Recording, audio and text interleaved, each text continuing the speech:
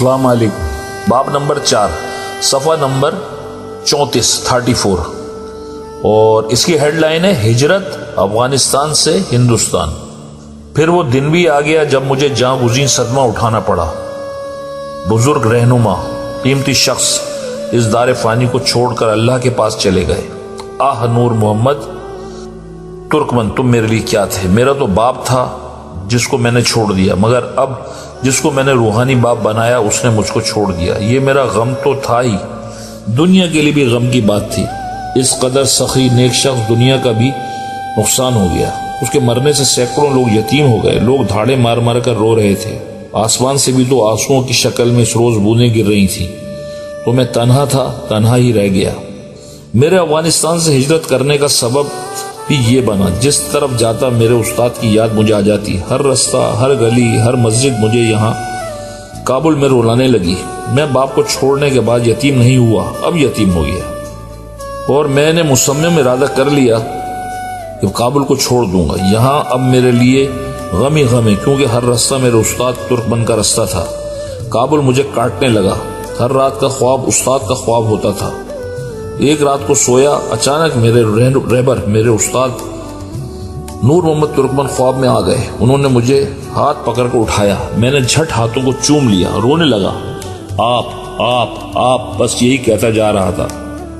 انہوں نے مخصوص شفقت سے میرے سر پر ہاتھ پھیرا اور کہا، بیٹا عبدالرؤف، ہر ایک کی باری ہے، ہر ایک ذی نفس کو چھلانگ لگانی پڑتی ہے، جس کے نام کی سیٹی بجتی ہے اس کو کودنا ہی پڑتا ہے۔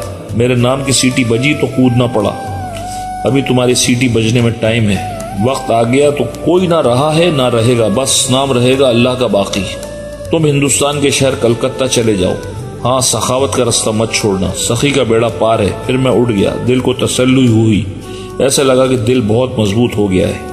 میں نے چند روز میں ہی کابل کا تمام کام بند کر دیا، تمام جمع پونجی سمیٹی اور کلکتہ چلا آیا۔ یہ میرے لیے کوئی اجنبی جگہ نہ تھی، لوگ مجھے یہاں افغانی کے روپ میں جانتے تھے۔ یہاں میرا کارخانہ تھا، یہاں میری دکانیں تھیں۔ میں نے شاندار جگہ ہاوڑا برج کے پاس خوبصورت مکان لے لیا، قرب و جوار میں ایک مسجد کی بنیاد رکھی اور اس میں ترکمن مدرسے کے نام سے کام شروع کر دیا۔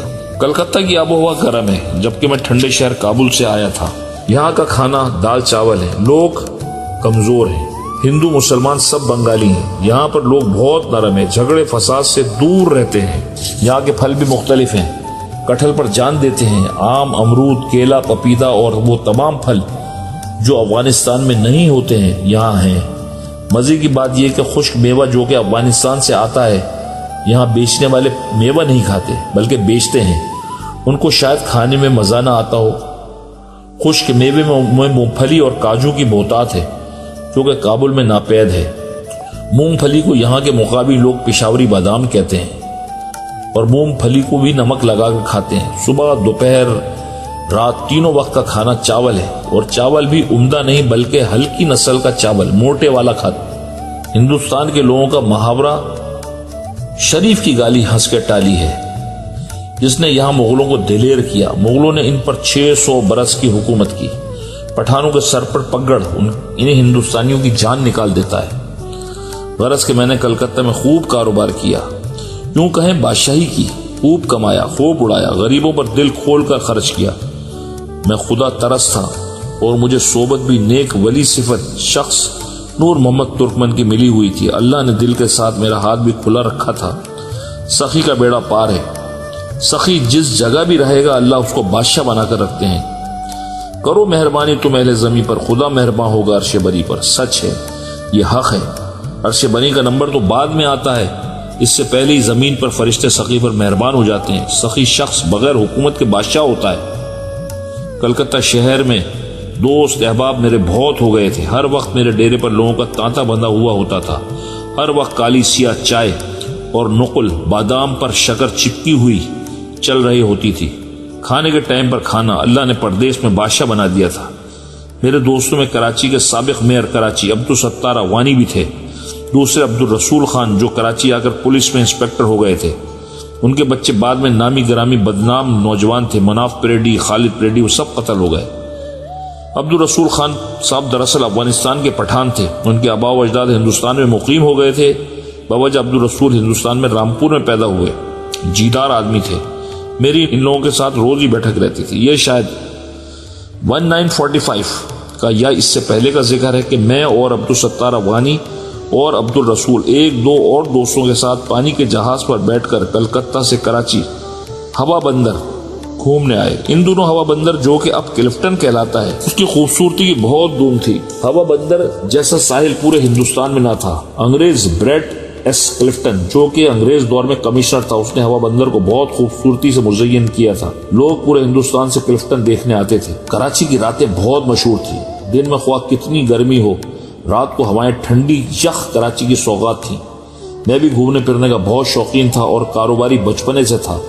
انہی دو خواہشوں کو لے کر دوستوں کے ہمراہ پانی کے جہاز کا ٹکٹ لیا اور ہوا بندر کی ہوائیں دیکھنے اور نئے شہر میں کاروباری سرگرمیاں دیکھنے نکل پڑا۔ پانی کے جہاز کا سفر ان دونوں عام تھا۔ یہ تو بدقسمتی ہے کہ سمندر کے ہوتے ہوئے بھی کراچی نے ہندوستان سے الگ ہونے کے بعد سمندر کو جو بحر عرب ہے اس کو بے جان سمجھ کر چھوڑ دیا ہے اور کاروبار کے اہم رستے کو خود ہی اپنے لیے بند کر دیا ہے۔ یہ تو اس دور میں بات کر رہا ہوں، ورنہ پہلے ہندوستان کے وقتوں میں ساحل کراچی زبردست تجارتی، کاروباری اور تفریحی مرکز تھا اور سندھ کا دارالحکومت بمبئی تھا، جو بمبئی سے زیادہ اہم ساحل کراچی کا مانا جاتا تھا۔ بڑے بڑے جہاز فٹ پاتھ تک لگ جاتے تھے، آخر تک ساحل تک سمندر گہرا تھا، ورنہ بمبئی کا ساحل کم گہرا ہے۔ جہازوں کو بیچ سمندر میں کھڑا کرنا پڑتا ہے، کشتیوں کے ذریعے لوڈنگ اور ان لوڈنگ ہوتی ہے۔ اگر ساحل تک بڑا جہاز آ گیا تو ریت میں پھنس جائے گا، جبکہ کراچی کا ساحل آخر تک گہرا ہے، جو کہ بڑی خوبی ہے۔ ہم پر اللہ کی کس قدر نعمتیں ہیں کہ ساحل بھی ڈیپ میں لائے، پر افسوس ہم نے اس کو فالتو سمجھ کر چھوڑ دیا ہے۔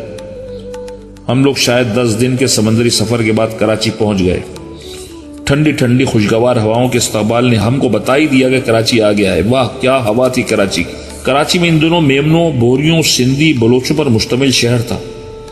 اردو بولنے والے ناپید تھے۔ بمبئی اور کلکتہ کے مقابلے میں بہت چھوٹا پسماندہ شہر تھا، آبادی بے حد کم تھی۔ پورا کراچی کھارا در اور میٹھا در یہ بھی سینئر لائن تک محدود تھا۔ پیر کالونی علاقہ بلوچوں اور سندھیوں کی جھوپڑیوں پر مشتمل تھا۔ صدر مین کاروباری علاقہ تھا، یعنی ڈاؤن ٹاؤن، یہ شہر کا قلب تھا۔ کاروبار پر بوریوں کا راج تھا۔ بڑے بڑے کاروباری حضرات کی دکانیں بوری بازار میں تھیں۔ بوری بازار سے منسلک موچی بازار تھا، یہاں جوتوں کی ہول سیل مارکیٹ تھی۔ کھارا در میں سونے چاندی کا بڑا بازار تھا جو کہ صرافہ کہلاتا تھا۔ لیاری کے چوراہے پر کھجور بازار تھا، بہت بڑا کھجور بازار تھا۔ بصرہ عراق سے بڑی تعداد میں کھجوریں ادھر آتی تھیں، پھر یہیں سے صاف اور پیک کر کے سعودی عربیہ بھیجی جاتی تھی۔ بڑے پیمانے کا کھجور کا کام ادھر ہوتا تھا۔ دنیا بھر کے کھجور کی آمد و رفت کی منڈی تھی۔ اندرون سندھ اور بلوچستان ایران سے بھی کھجوروں کی بڑی منڈی کھجور بازار لی مارکیٹ تھی۔ دنیا بھر کے کھجور کے تجار ادھر آتے تھے۔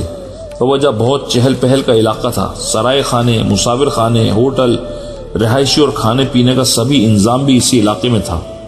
سیدھی بات یہ جگہ بے حد رونق والی تھی، رات دن چہل پہل رہتی تھی۔ دوسری اہم جگہ صدر تھی، یہاں امپریس مارکیٹ کی بہت اہمیت تھی۔ 1 گھنٹہ گھر تھا جو کہ وقت بتلایا کرتا تھا۔ کلائی پر گھڑی باندھنے کا رواج صرف پڑھے لکھے لوگوں میں تھا جو وقت دیکھ کر بتلا سکتے تھے، ورنہ لوگ گھنٹہ گھر امپریس مارکیٹ پر ہوتے ہوئے بھی دوسروں سے جو شکل صورت سے پڑھے لکھے دکھائی دیتے تھے وقت پوچھتے تھے۔ میں تو گھڑی باندھتا نہ تھا، پہلے خوب گھڑیاں پہنی، اب نہ پہننے کی وجہ اہم یہ تھی کہ قیمتی گھڑی پرانے وقتوں میں بڑی قیمت پر خریدی۔ وضو کرنے بیٹھا، وضو کے بعد نماز پڑھی، وقت دیکھا کلائی پر گھڑی ندارت۔ خیال آیا وضو کرتے وقت اتار کر برابر رکھ لی تھی، واپس جا کر دیکھا ادھر ادھر گھڑی غائب۔ بس اس دن فیصلہ کیا کہ میں حفاظت نہیں کر سکتا، اس لیے حقدار نہیں ہوں گھڑی پہننے کا۔ 2 دن اور آخر مرتے دم تک میں نے گھڑی نہ پہنی۔